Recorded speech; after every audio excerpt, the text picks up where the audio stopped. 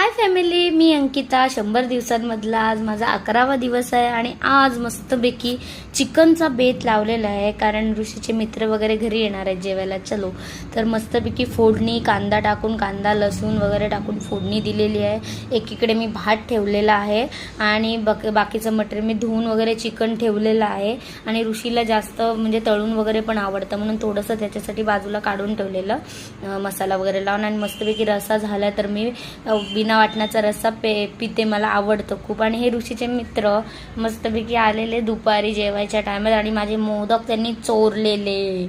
आणि हा माझा रस्सा, चिकनचा रस्सा तयार झालेला आहे कारण त्यांना रस्सा आणि भात खायचा होता.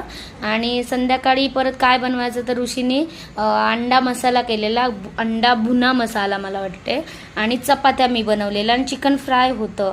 आणि मस्तपैकी आम्ही रात्रीचे जेवलो आणि असा संपला आमचा गोड दिवस. कसा वाटला नक्की सांगा.